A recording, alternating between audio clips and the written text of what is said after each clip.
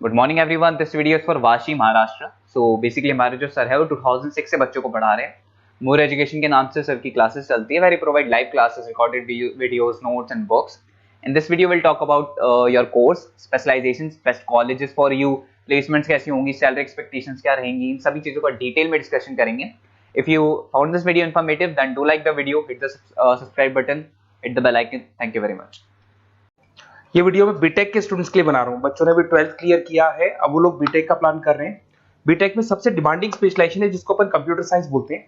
Computer science के अंदर बहुत सारे स्पेशलाइजेशन अभी निकल के आ रहे हैं, बहुत डिमांडिंग स्पेशलाइजेशन है।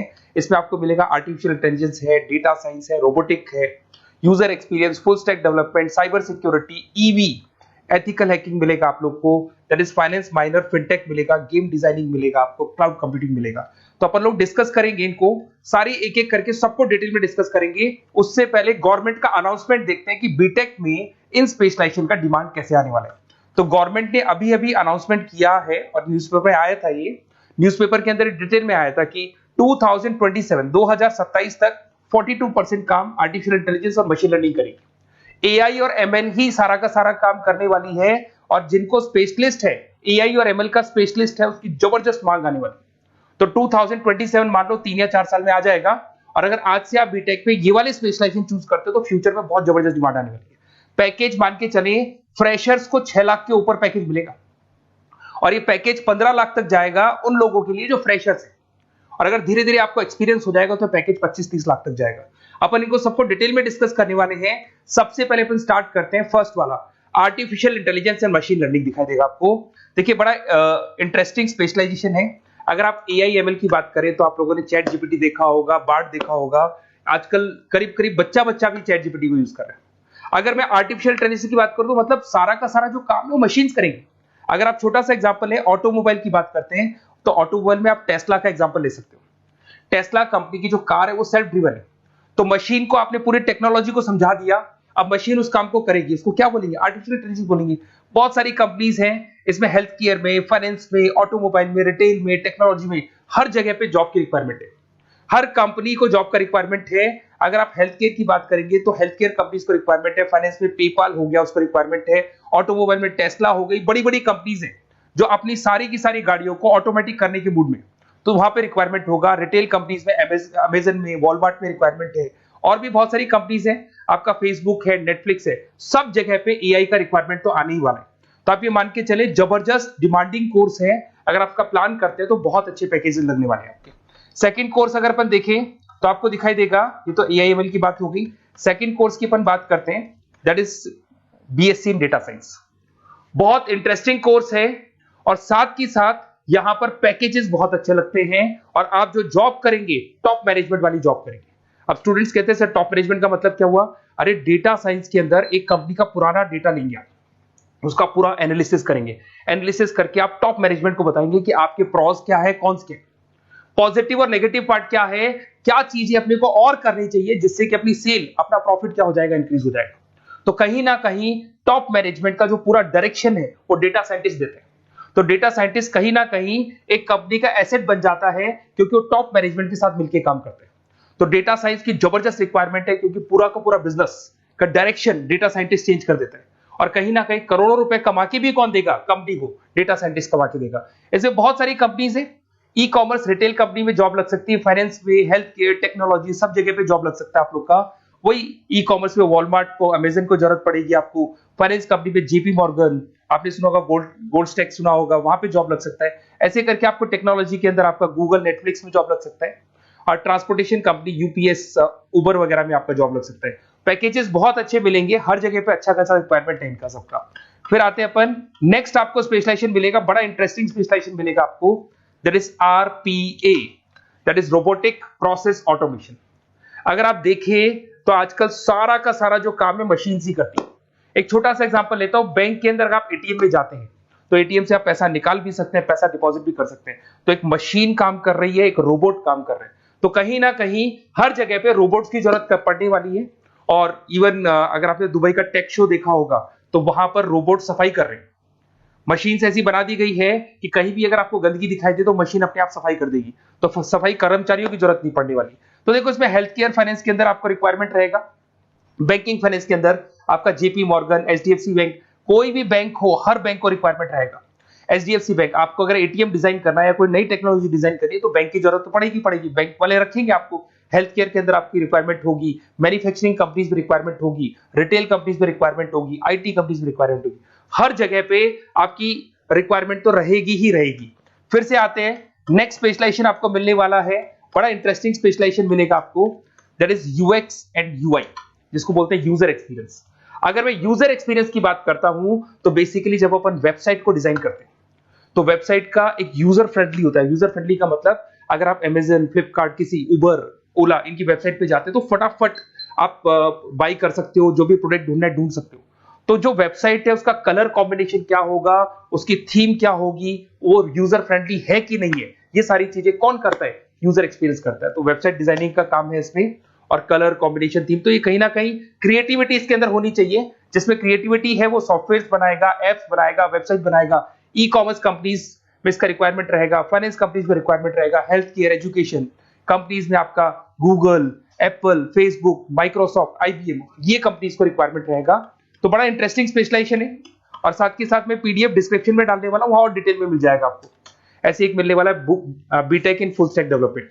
अगर मैं एफएसडी की बात करता हूं, फुल स्टैक डेवलपमेंट की बात करता हूं, तो कभी भी कोई भी वेबसाइट बनती है उसके दो पार्ट होते हैं, एक फ्रंट एंड वाला पार्ट होता है, एक बैक एंड वाला पार्ट होता है।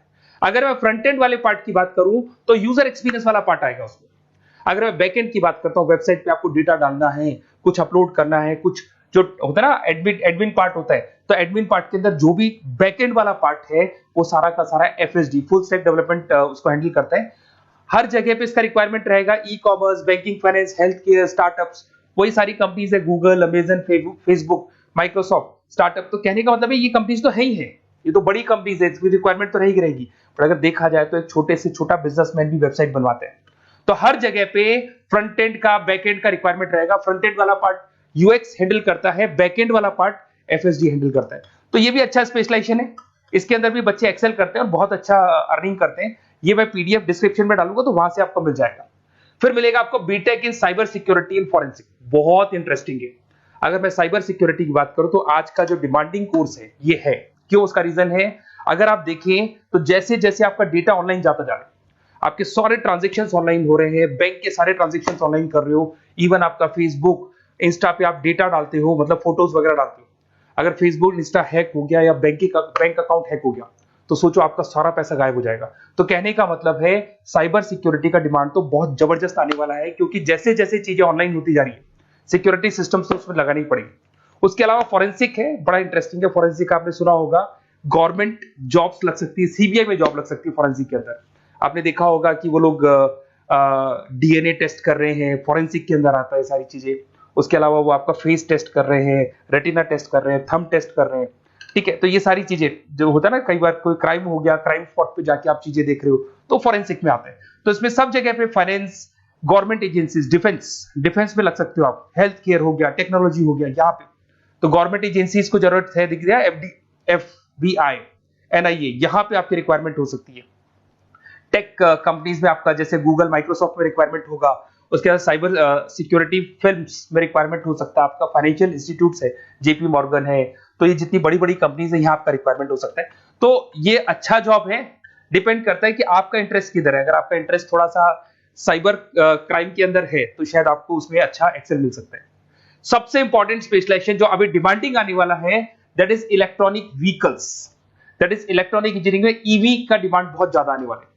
इवन अगर अपन देखें, transport minister Nitin Gadkari sir ने भी बोल दिया है कि अब क्या होने वाला है, जितनी भी कंपनीज है, चाहे वो मारुति हो, चाहे वो होंडई हो या टाटा हो, सबको साफ साफ क्लियर बोल दिया है, आप अपने सारे व्हीकल्स को धीरे धीरे डीजल और पेट्रोल से किसमें कन्वर्ट कर रहे हो, ईवी में। और करीब करीब सब आ भी गए हैं मार्केट के अंदर।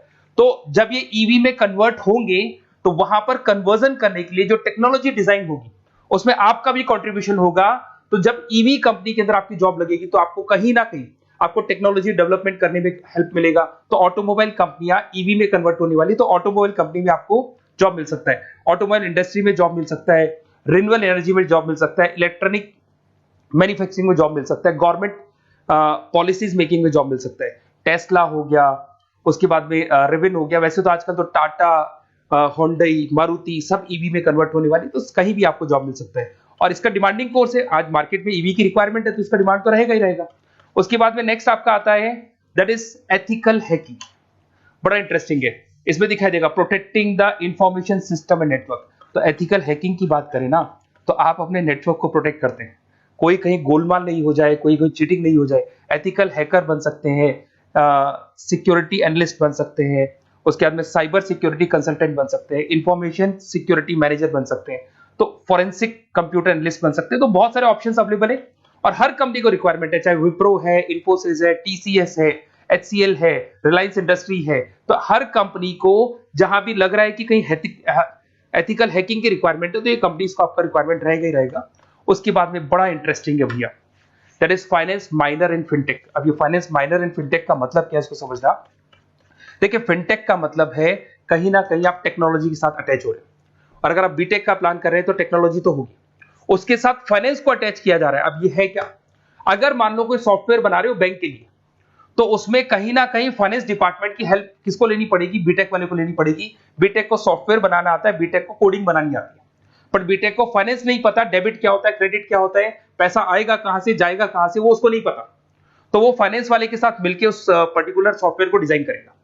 बट अगर आपने बीटेक माइनर, मतलब बीटेक में फाइनेंस माइनर और फिनटेक को अगर एक साथ मर्ज कर दिया, तो अब आपको कहीं ना कहीं उस अकाउंट्स डिपार्टमेंट की या फाइनेंस डिपार्टमेंट की कोई जरूरत नहीं है। फाइनेंस की नॉलेज आपको है, सॉफ्टवेयर की नॉलेज आपको है, और दोनों को आप क्या कर सकते हैं, मर्ज कर सकते हैं। इसमें fintech developer, blockchain developer, social data scientist बन सकते हैं, आपको प्रोडक्ट मैनेजर बन सकते हैं। तो बहुत सारे ऑप्शंस आपको यहाँ पे मिल जाएंगे, रिस्क मैनेजमेंट स्पेशलिस्ट मिल जाएगा, ये सारे ऑप्शंस आपको यहाँ मिल जाएंगे।